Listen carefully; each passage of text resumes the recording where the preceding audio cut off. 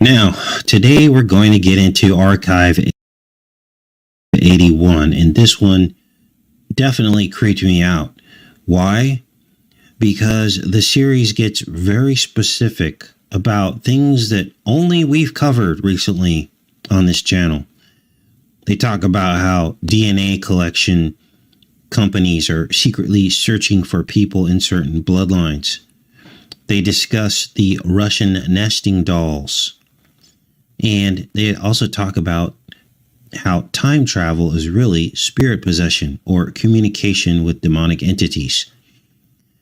The series even discusses how black goo that's held in these canopic jars is really about ancient fallen DNA and portals for demons to transfer through into the future, into our modern times.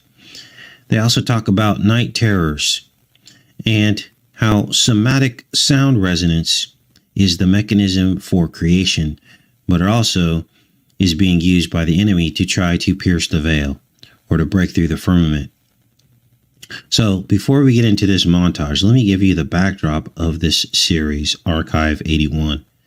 So this man here stumbles across this video and some audio tapes as well that are recorded by this woman. And the woman recorded them back in 1984. And this guy is reviewing the material in the present time. And this woman was actually investigating a demonic cult that operated out of this apartment building called the Visser. Visser. Now, Visser, of course, to me sounds like hisser, which was what snakes do. But there's more. Now, this guy's approached by this wealthy man from some secret company that they can't find out what this company is all about. And this man tells him that he'll pay him $100,000 to seclude himself at a very high security, creepy house out in the middle of the woods. Why? So he could repair, edit, and view the videotapes that were retrieved when the fire broke out in the Visser and burned it to the ground. Now remember this fire aspect to this, because this is going to come back around at the end of the decode. So as he begins to decode these tapes, he realizes that he is actually front and center and very much a part of this plot of this sick, twisted nightmare that he finds himself in. He ends up seeing beyond the veil and he is able to look through time to see this woman in the video recordings from 1994. But she sees him too, in some weird time paradox thing going on. Now, he realizes that she is trapped between now and 1994 when the portal was opened just before the fire. And he tries to save her. How? By reopening the portal. But what happens at the end of the series, he finds himself trapped in 1994. Now, we'll get more into this, but there's another aspect to the series that's very important. The cult is actually a comet mold cult. Now, the mold is the visible sign, they say, that the alternate universe is starting to spread into ours. And they always do their sacrifices during these close approaches of comets. Now, the comet that they worship in the series, the name actually sounds like Corona. Now, of course, this was all filmed and made after the start of the spamdemic, but you're going to see elements of everything we've talked about the end game of what Vidco really is, what the purpose of it is, and where it's all headed in the future.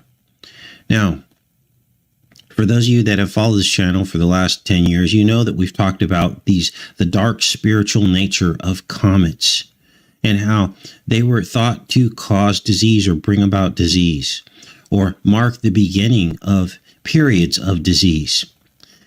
And we had found in the book of Ezekiel that there was this strange passage that describes abominations inside of walls in the cult of Tammuz. Now, I'm starting to wonder, are these abominations inside of walls? Is this like the mold that grows inside of walls? Well, we're going to answer all of that today and when we get into this montage. And we'll get into the mold later, because in the decode, I believe that this is one of the bioweapons of the enemy that will infect mankind with these toxins that thin the veil between the spirit realm and ours, opening people up to possession. Think of it as, imagine like we all got dosed with ayahuasca.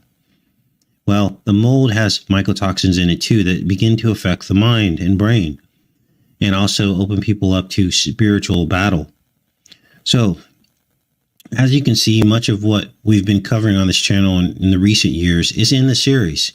It's like a magnum opus of all the work that we've done here in the last 10 years. So let's start to pull this series apart. Let me make sure you guys are with me, and then we'll get into this here. Welcome to the channel, everybody. All right. So, and there's a mask, of course. Let's play this first part.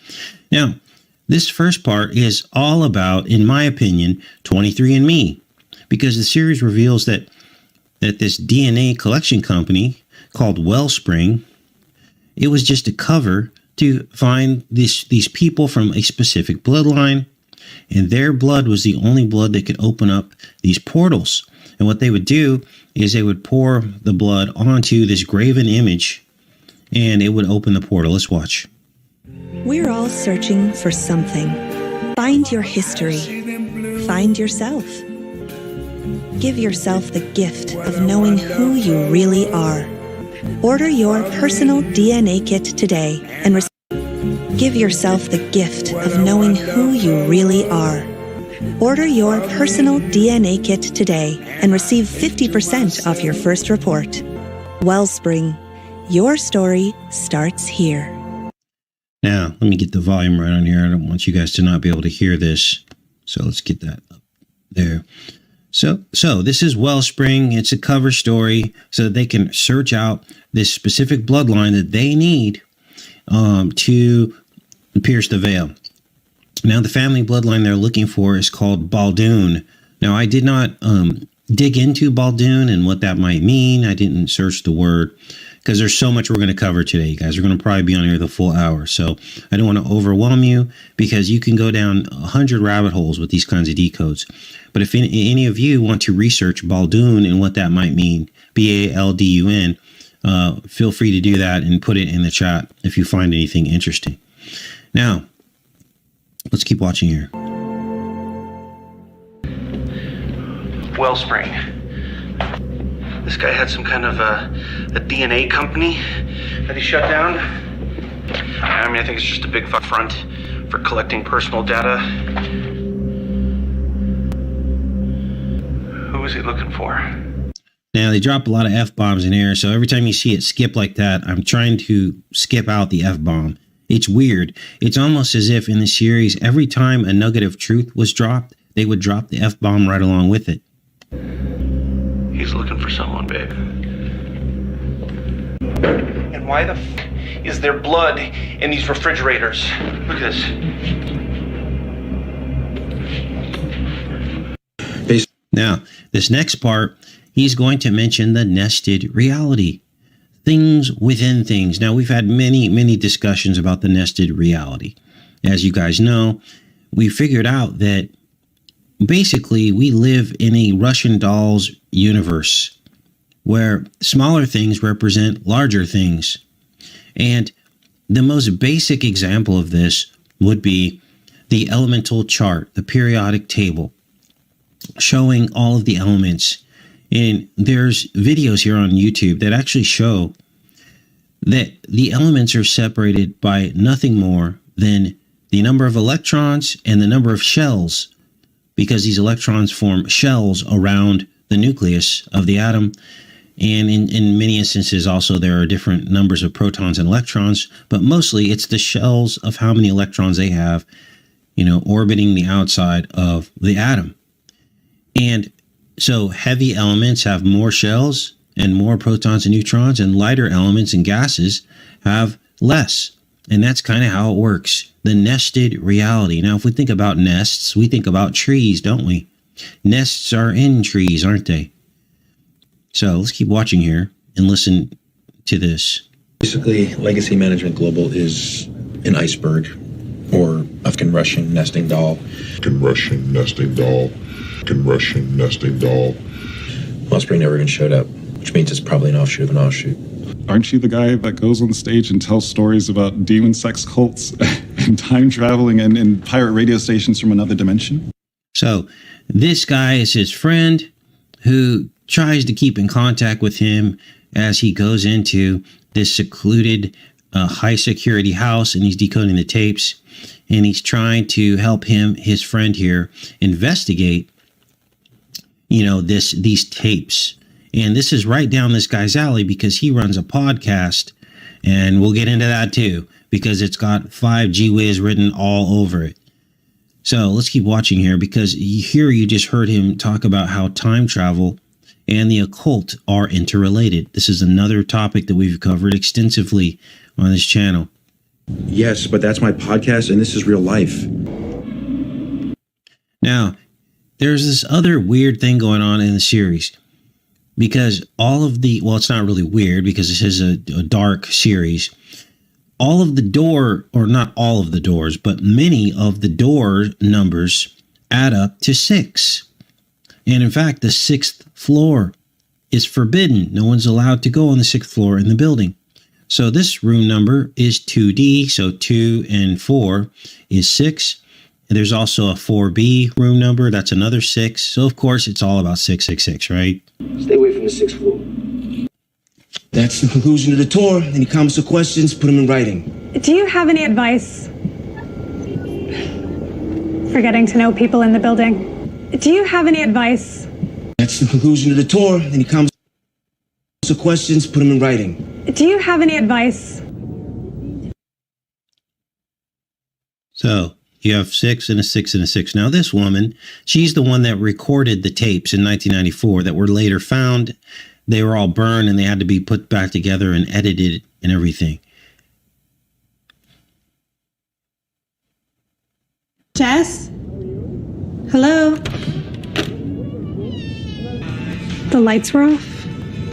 Here's a 1984 clue, and this is exactly where we're at now. It's all about 1984. Look at his shirt. It's the Ministry of Fear. The lights were off? Eleanor was part of a movement called Spirit Receivers. Now we're going to get into these spirit receivers. Now, this is crazy. So the series gets into these spirit receivers, and they end up becoming the sacrificial victims. And what happens is they explain it here that the demons actually work through these creative people's art. So anything that they draw, or their voice, or a song that's composed, or anything like that, is the work of the demons working through them to manifest Satan's plan. And that's how they're chosen. Once they've been identified as someone whose voice or art is basically putting down Satan's plans, they then are chosen as the sacrifice. Now, this sounds a lot like Hollywood, doesn't it? We do a lot of these decodes, but when you really think about it, these writings of these films, these screen, the plots of these films come out of a very small group of people called screenwriters.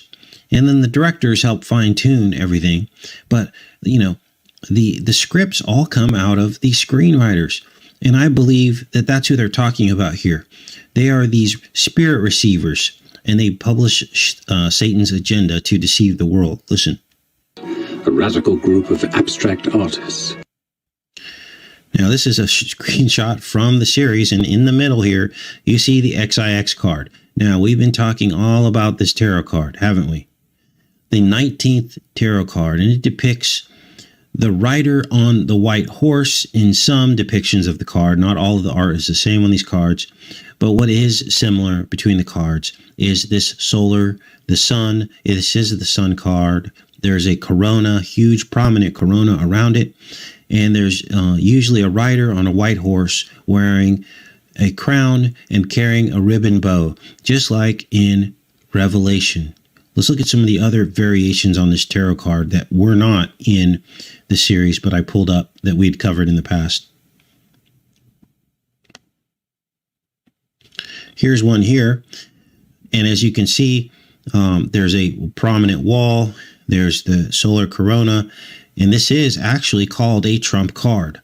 Okay, it's called the Trump card. So we know Trump's a Gemini twins. We know he wanted to build a wall. We know he bought the bow and the crown, right? The toxone. We know he brought that. And we know that he wants to be Apollo, the sun. So this card is screaming Apollo. It's screaming Trump to me. Keep going here. Here's another variation of the 19th card. This one is very specific. It has the ribbon, the bow. It has the crown on her head, a wreath of flowers, and it has also the crown of the sun and the prominent wall and the white horse. This is the Revelation 2 or 6-2 prophecy here playing out. She belonged to a group of artists who called themselves spirit receivers. In 1974, Eleanor and her sister Cassandra moved to New York City. They believed mysterious beings were speaking through them to manifest art and beauty and truth. Who explored roles as mediums for supernatural messages. Some people called them occult. Is that what you were asking about? And established the wall galleries, where they exhibited the work of spirit receivers from the spirit realm and beyond. No certainty of who or what she was communicating with. So, little wall galleries. Now, that word wall, the Wall family, the Walmart family, right? We looked that up, and it means to smite or hit or to, like, kill. That's what the word wall means. It comes out of the word vol, which that's where the word Valentine's came up. Valentine's Day is coming up, isn't it? All this stuff is occult.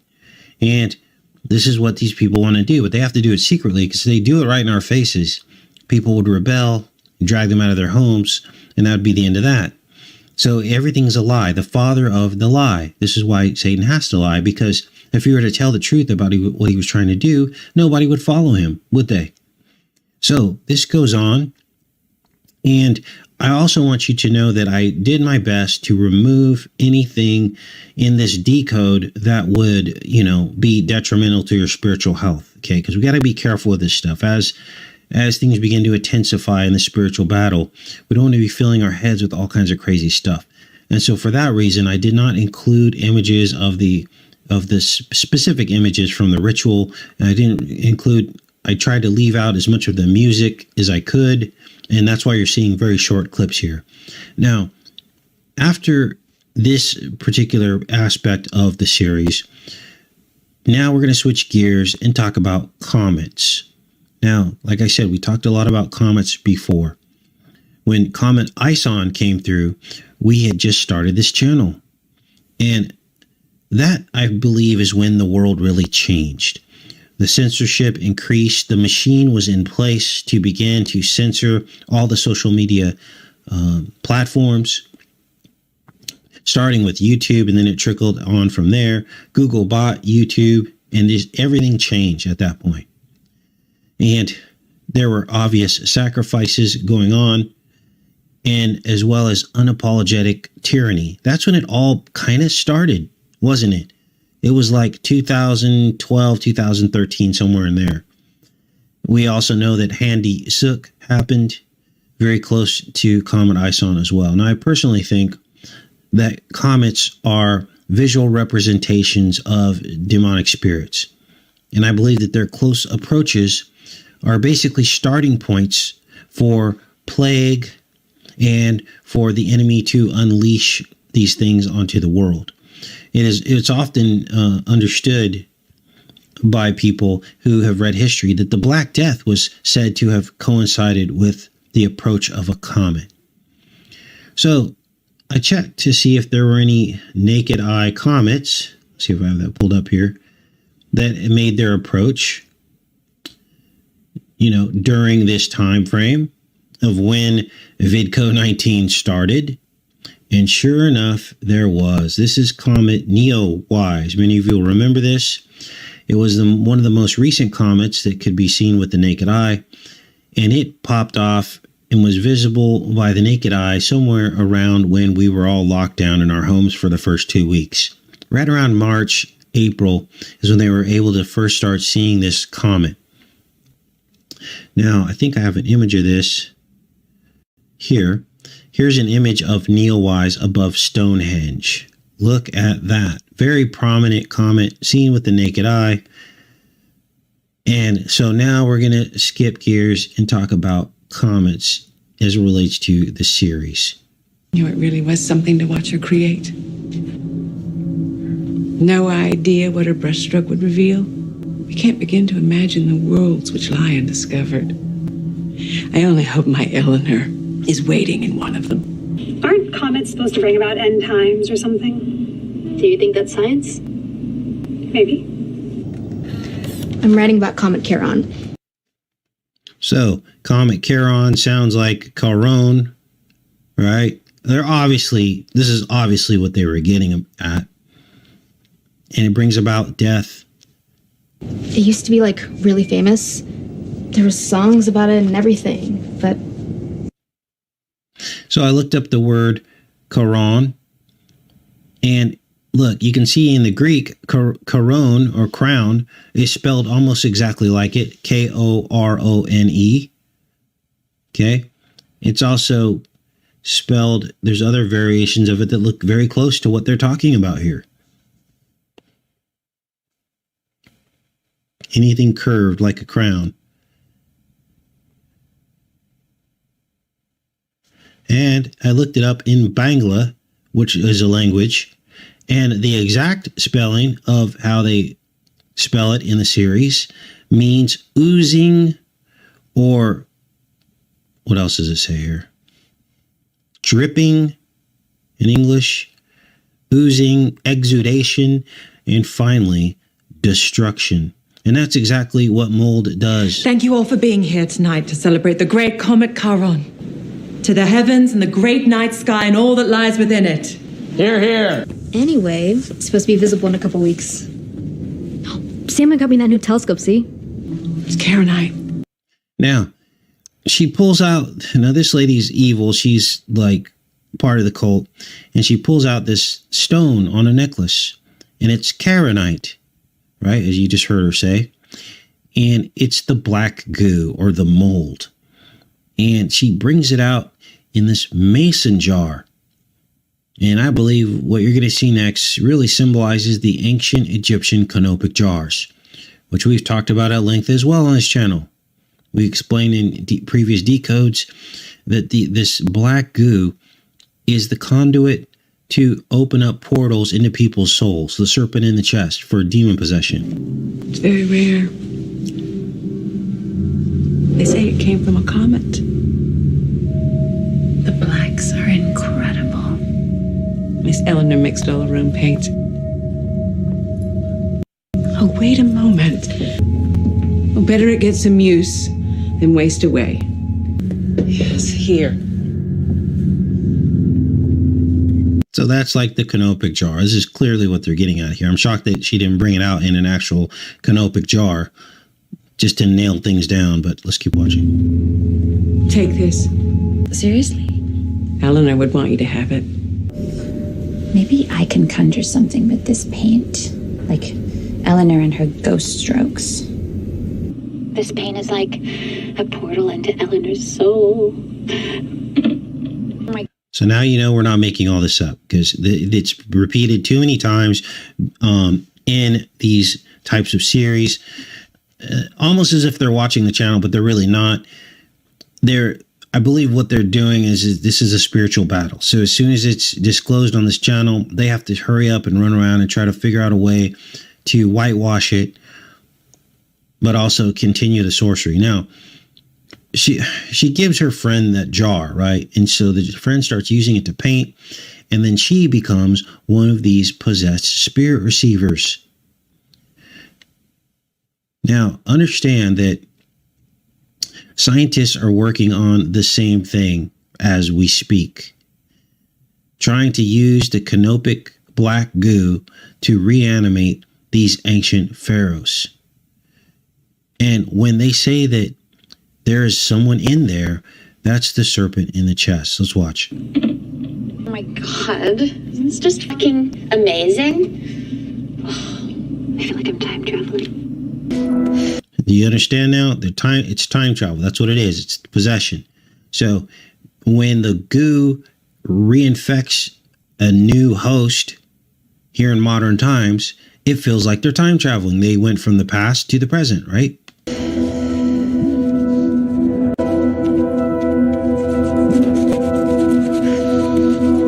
There's someone in there, Mel. There's someone in there. That's the portal. There's someone in there.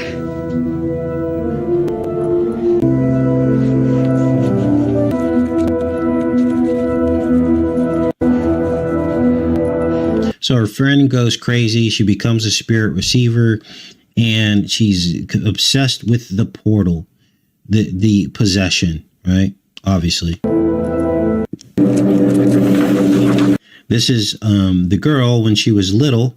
Same thing happened to her because she's part of the bloodline, but she doesn't know it yet. What are these? There's another place. There's something in there. Holy shit. So here's an Anubis sighting. Many of you know the ancient Egyptian god Anubis. He was the god of embalming the canopic jars, in case you had any doubts. And what they did was they preserved the internal organs of the pharaohs in these jars so that they could go into the quote-unquote afterlife. Well, what do you think that meant? The afterlife is now. And basically they're able to, the internal organs would degrade into this just disgusting black goo. And it was basically pure DNA of the fallen angels. Those teeth? So Anubis sighting there. Now the series is going to get into frequencies and their role in opening portals. Now, of course, that's another topic we've discussed at length as well. Now, these are some papers. We're going to break this down as well. But basically, since creation basically is held together by frequencies. And so it begs a question, are they integral in weakening the veil? Or at least the enemy thinks that they can. But creation is frequency. That's what creation is held together by. If you think about it, somatics, the vibrations of the electrons, everything is vibrating at this frequency. And that's how our reality was created. Now, I believe that these frequencies are affected by EMFs or 5G whiz. Now, here are some papers that they actually talk about frequency. And these papers appear in the series here, as you can see. Let's read this abstract, because this is crazy. It says, everything in our world has its own electromagnetic resonance, a frequency at which all molecules vibrate. This frequency, more commonly known as the Schumann resonance, is supposedly the key to bringing our bodies into natural harmony with our environments. However, I believe that by altering the natural frequency at which a molecule vibrates, we are not merely putting molecules out of sync with our natural, let's go down here, with our natural resonance, but also creating a cross-dimensional bridge as the molecules attempt to sync with both its intrinsic resonance and its newfound frequency. So here's one of the papers. Now, who wrote these papers? Well, in the series, it's this guy's father. And this is when he discovered that his father was involved in the events that took place in 1984 that he's decoding on these films.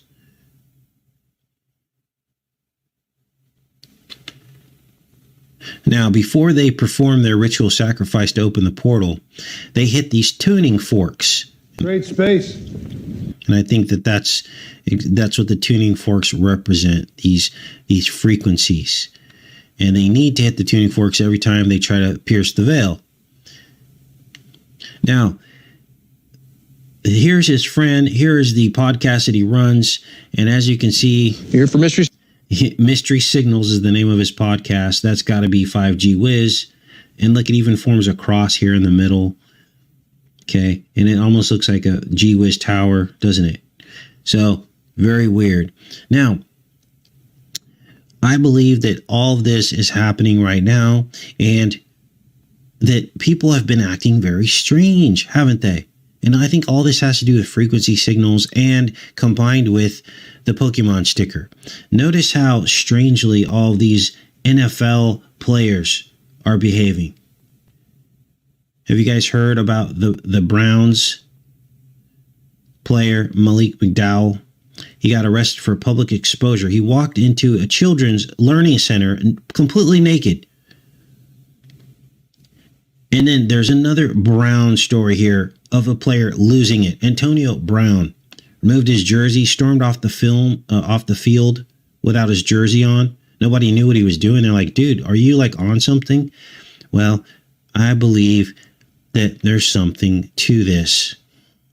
And I don't know what yet, but people are acting very bizarre. And it has something to do with everything that's happening right now. You've also got female celebrities, for some reason, feeling like they have to take their clothes off at 50 and 60 years old, but posting pics on their Instagrams. I know a lot of people have done this, but now it's like regular people. It's like people who never did this kind of thing before, starting to remove their clothes. So everybody's taking their clothes off and running around. It almost reminds me of the Flocka days. Remember that? And I'm wondering if this is the beginnings of spirit possession. I'm wondering if that has something to do with that. Here's another crazy story. This pastor in Tulsa, under fire for rubbing spit into a man's face during a sermon. Just people doing crazy stuff. I bet you all these people got the sticker. So there's some kind of phenomenon going on. I think it's going to worsen over time. So we talked about the papers that his dad wrote. We talked about the using vibrational frequency or electromagnetic resonance to open up gates to other worlds. And the EMF component to it, or the 5G Whiz. And I think that'll be integral in becoming like the tuning forks that turn humanity into batteries to power up their portal so that they can open up the veil or the pit. Signals. Show's not till 8. Get your ticket to the door. We might be able to talk about how he's handling his isolation. Every world has its own frequency. Here you see the somatic diagrams here, somatic readings, and they talk about every world having its own frequency. Let's back that up a little bit so you can hear that again. You heard the tone go off. Those are the tuning forks that they use. His isolation. Every world has its own frequency. Finding the right one is the only way to open the door. All those people in there you're planning to sacrifice. Great God. Think they're at a party, Iris. Not being used as human batteries for your fucking jailbreak. Human batteries. So there you go. Exactly what we've been talking about for her jailbreak.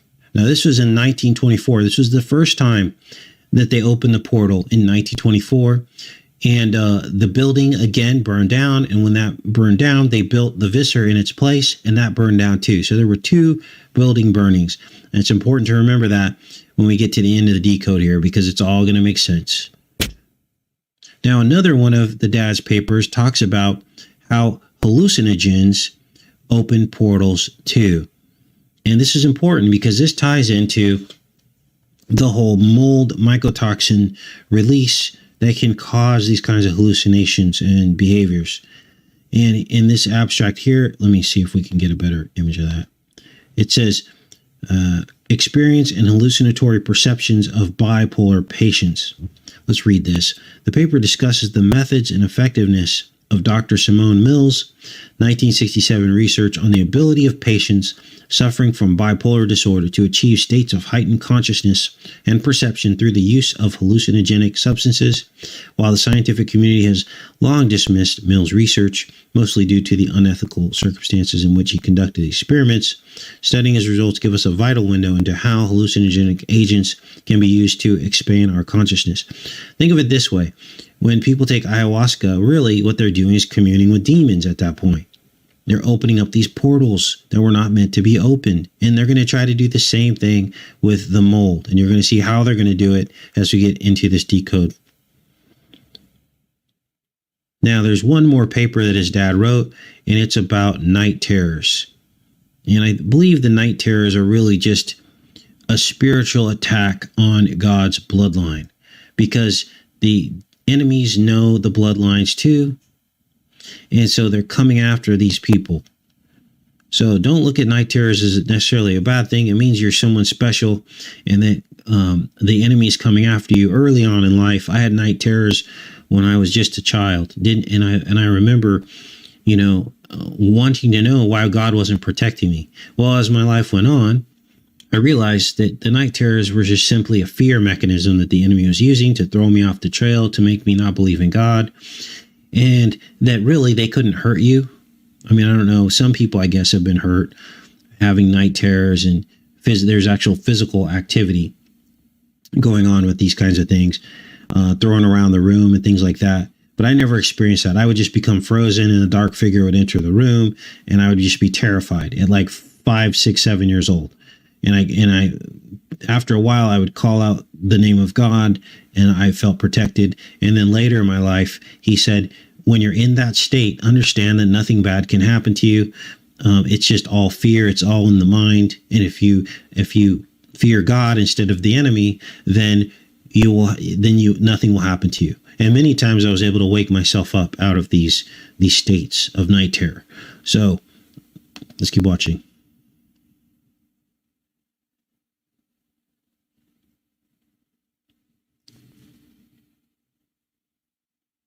You made a TV show that never aired? The Circle, yes.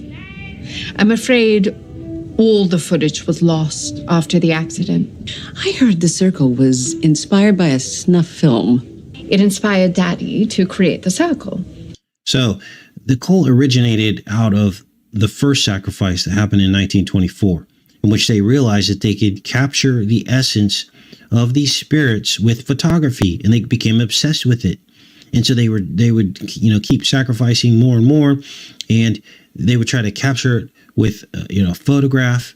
And then they were like, wow, how much more could we capture with moving film? So then they got like a camera, this old 1924 camera, and they did the sacrifice and tried to see if they could capture any of this on film. And so this film that they're talking about here, called The Circle, they made that film to memorialize the ritual that somebody had seen with their own eyes. So you remember the decode that we did on CERN, on the CERN documentary by the same name? The CERN documentary was called The Circle, remember? And it was about the people that live in the villages above CERN. So The Circle is CERN. Let's keep watching.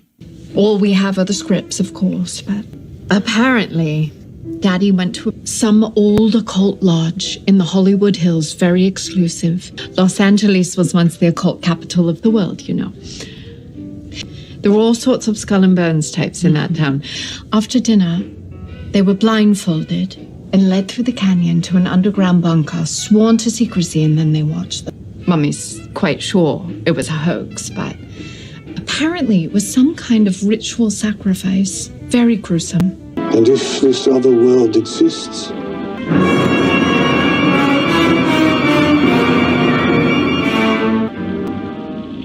some believe it lies at the very center of the circle. Perhaps you catch a glimpse of yourself across a crowded room. No, not a mirror, but another you. So obviously there's a statement there about doppelgangers. Another subject we've been talking about extensively, and because we looked at the first 7 generations from Adam to between Adam and Cain. And we realize that, first of all, the Bible mentions those two bloodlines separately. Cain is not included in Adam's bloodline in the Bible. And we notice something else that was very strange, that every time Adam had a son, Cain would have a son and name him almost the exact same thing with a slight variation. How can that be? How is it that two different bloodlines have almost the same name? So, for instance, there's an Erad on Cain's side, and there's a Jared on Adam's side. Or I should say Seth. And then there's a Methuselah on Adam's side, or Seth's side, and there's a Methusael on Cain's side. Each bloodline has an Enoch too. There's a good Enoch and a bad Enoch. And there are several more crossover names. It's unbelievable. So this reminds me of doppelgangers, right? A mirror person of you who's evil in a different bloodline. So I don't know how this, I don't know the details of this, but that was just something we noticed when we looked at these two bloodlines. You could look it up yourself. Just go on and search for, the bloodlines of Seth compared to Cain, or Adam compared to Cain, and you'll see the names. You could just do a little acrostic. You just connect the lines on each of the sides, and they all match up. It's unbelievable. Let's keep watching. He says he needs us to. And that brings us to the mold. So this mold starts to grow in the Visser apartment building every time they do a sacrifice. And pretty soon it starts consuming the building. It's like inside of all the walls and everything. And they hit those tuning forks that we talked about as part of the ritual. And that releases the frequency to open the portals. Well, did you know that 5G Whiz encourages toxic mold growth? Did you know this? I got a couple articles pulled up here. And here's a doctor. Many of you have seen this. This is from the Mold Guy website.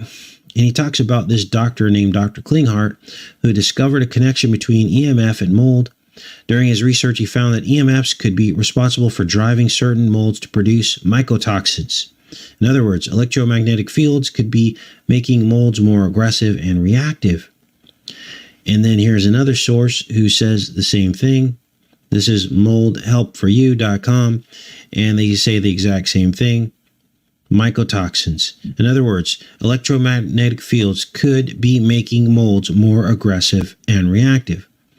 So I wanted to see if Dr. Klinghardt had been fact-checked, and in fact he has not. I typed in Klinghardt mold fact check, and nobody's fact-checked this guy. So his findings seem to be legit. So think of the implications of that. We're now surrounded by G-Wiz towers all over the place. And I'm starting to see a phenomenon occur. And I don't know if you guys have as well, that this mold is growing out of control, growing in places where it didn't used to grow, in cities that it didn't used to grow. And this may all be part of some kind of massive bioweapon. Now, listen to what the series says about the mold, and we'll keep going with this. Open it. But another you. He says he needs us to open a door. Who needs you to open it? No, don't worry. I didn't give your friend a taste. A taste of what? Stardust. It grows here. It shimmers. Haven't you seen it? What's stardust? Heroin? The mold. The walls. The floors. The lungs. Running through this building like deep, dark veins. One hit. And it's like another world opens up. And there's no going back. She's been using this paint. I think it's made out of some kind of mold that grows in our building. The moment she started using it, she was a completely different person. Mold. It's the mold. Now, what I think they're talking about here when they're talking and explaining the mold, I believe this goes back to these abominations inside of the walls spoken about in Ezekiel. the cult of Tammuz. What about mold? Mold. It's possible ingesting or breathing a neurotoxic mold could cause hallucinations or other kinds of neurological damage. So the mold infects, it opens the victim up to possession as well as, spiritual attack.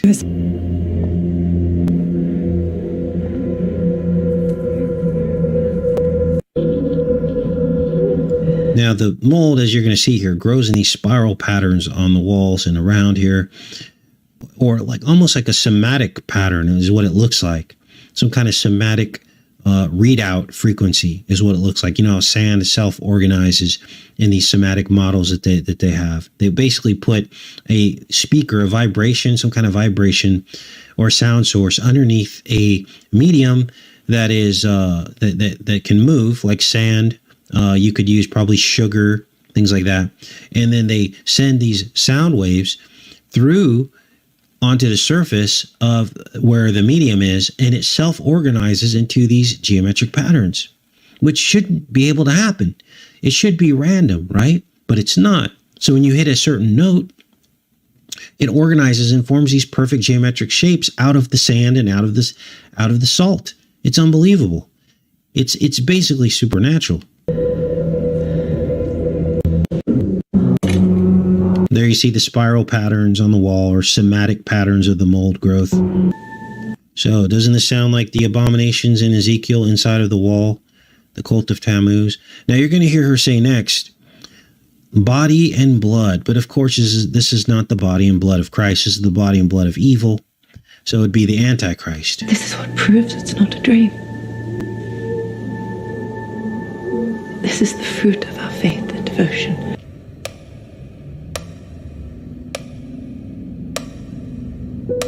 Now, every time the main character goes into the interdimensionally and communicate with the girl, you'll see these mold spores floating around his head and all around the room. It reminds me kind of I Pet Goat, where you see these, what we thought were snowdrifts, and I guess they probably are, but they're everywhere. And I wonder if that was a harbinger about this mold growth growing everywhere.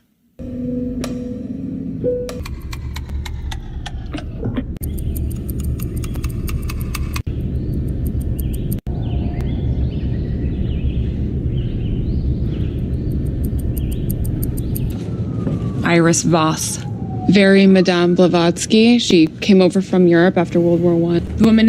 So her name's Iris, of course. That's also a portal, the window to the soul in your eyes. So it's a perfect name that they gave this woman, Iris, from 1924, who kind of started the cult. And they explain that here. In the middle. She's the ringleader. Evie Crest claimed that the circle was inspired by a snuff film her father saw in some Skull and Bones bachelor party in the 40s. Very soon, the comet will pass so close to the Earth that you'll be able to see it with your very own eyes. And we'll have a grand party to celebrate the good luck and fortune it will bring. Not to mention the thinning of the veil between the worlds. It's a manifestation of the divine. It's the matter of a shared universe, body and blood. His body and blood. They're pushing through the veil that separates us. He's calling to us. So, of course, the masks go on, Illuminati all over this. So I left out most of the ritual. Here's the creepy graven image. I'm not going to show you that. The comet opens the door. Cassandra told me they're going to open the door tonight. Oh, the ritual is happening tonight. He's up there. The comet? The comet. I need your help to get her out. Now, so what does all this mean? Well, with the mold and everything. Well, it means we've been experiencing exponential toxic mold growth in our time due to these increased EMF levels. And it didn't start with 5. It could have started with 2, couldn't it have? Because they're all EMF. I mean, the more electricity that you have around you, the more these mold mycotoxins release. And so that is a profound revelation, because up to this point, no one, I don't think, really thought about this. And maybe you in the chat have taken note of mold growing, where when you were younger, in your younger years, you didn't remember all this mold growing everywhere. So they basically want to make all of humanity fall under this mind-altering mycotoxins to open us all up for possession. Somehow it's going to be able to open these gates, and people will be much more easily influenced. And so that's what I think they're heading with this. Now, you heard them say that the mold is the fruit of their faith, the body and blood. And when we link this back to Tammuz, we understand that Tammuz also had as his symbol a cross. He was the knockoff Christ. So instead of the body and blood of Christ, we have the body and blood of Tammuz, the Antichrist. Now, when they do this ritual, understand that there are some very graphic and troubling scenes, and I'm not showing you these in this decode. And I don't recommend you watch this series. I truly believe that the people that do these kinds of decodes are messengers of God. You know, we're here to help wake people up to understand that everything that comes through your television is from the enemy. And it doesn't mean you have to turn it off, but at least understand what you're looking at, because this is our reality. I mean, unless you're willing to go completely into the wilderness and cut yourself off from everything, then we all have to come to terms with the fact that we are in this reality. We're in the world, but not of it. Right? And that is in the Bible. But unless you have special armor to withstand this stuff, then this can negatively affect you. Okay? And so you don't want this stuff in your head. You don't want this. So I'm trying to do this decode in a way to where I can show you what the messages are without exposing you to the evil. Okay, so let's keep watching. So then, what else do we have here? Now, let's just go back to this weird thing here. So what they do, I'll just explain it to you very quickly. Let's play this here. So what they do is they take the bloodline and they pour it onto this thing, and it fills up all these cracks inside of his, and it's like supernatural. It like basically is anti-gravitical. It goes upwards and downwards and sidewards, and it's really creepy to look at, which is why I didn't show it to you. The comet opens the door. Cassandra told me they're going to open the door tonight. Oh, the ritual is happening tonight. He's up there. The comet? The comet. Now, this next part is pretty chilling, because how long have we been talking about the trees of the garden? And we discovered that they probably represent the different frames of reality, the different laws of physics. Well, listen to this guy repeat almost verbatim what we've been saying in previous shows. This is crazy. I need your help to get her out. It's not a hospitable environment for a human being. Time and space do not operate in the same way. No one can survive in there for any length of time. The mechanics of that universe are entirely different. I've spent the better part of 20 years researching the properties of this dimension, formulating a strategy to access its powers. I don't know what to tell you. She's in there. I need to get her out.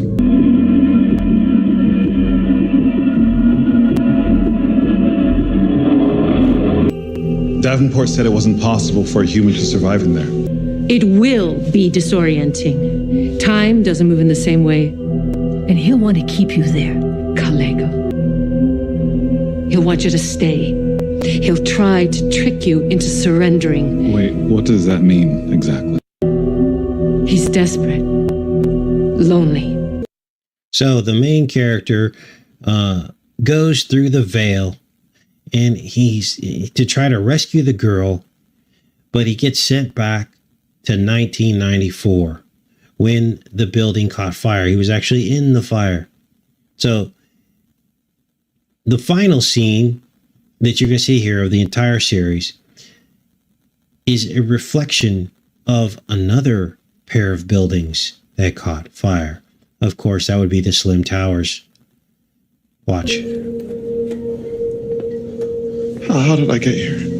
Well, all I know is that you were luckier than the rest. The rest? Did you live there? Were you close to your neighbors? Live where? To Visser. So tragic. All those people. What year? I'll be right back. So he turns on the TV and he sees that it's the day that Kurt Cobain died, 1994. So he has been transported in time. Now, I don't know the Kurt Cobain aspect to this, how that fits in. I didn't go down that rabbit hole because it's a whole nother rabbit hole. But watch what he does. He gets up, he walks to the window, and you're going to see the Slim Towers.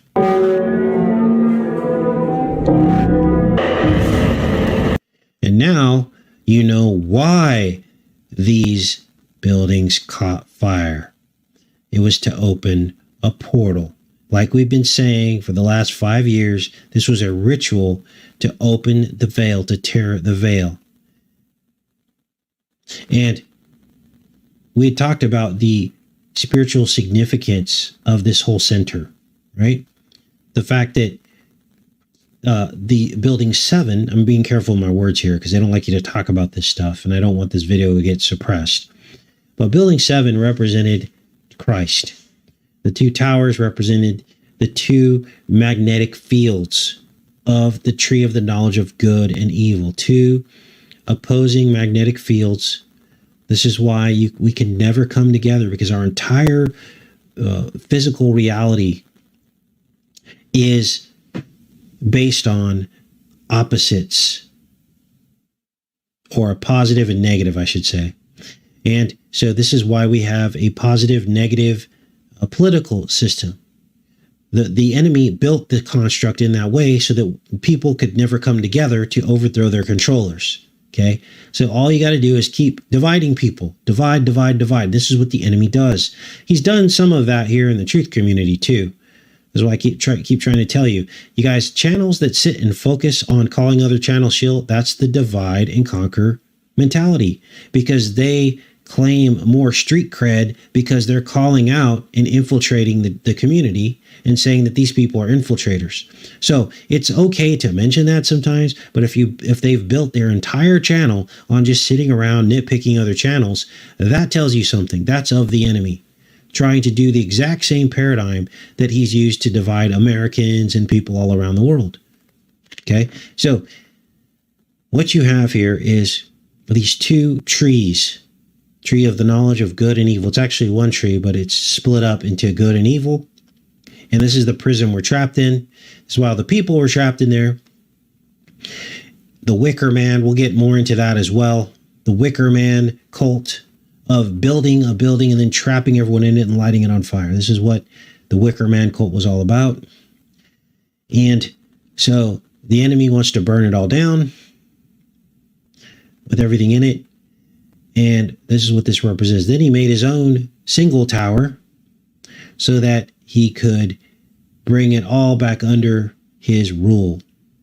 And that's where we're heading toward next. And if you're not part of his single tower, if you're not into free love and do what you will, then you become persecuted, I should say. And that's where we're all headed. And we can all feel it now. We're entering this new dimension where they're not going to basically, they're going to have no mercy basically at a certain point. And this is when you want to be as far away from these cities as possible. This is what I've been telling you guys. It's what God's been warning me about over and over again over the last several years. So that's pretty much the entire decode. That was 8 episodes. And hopefully I was clear about this. Let's go into the chat for a little bit and see what you guys are up to before we get off of here.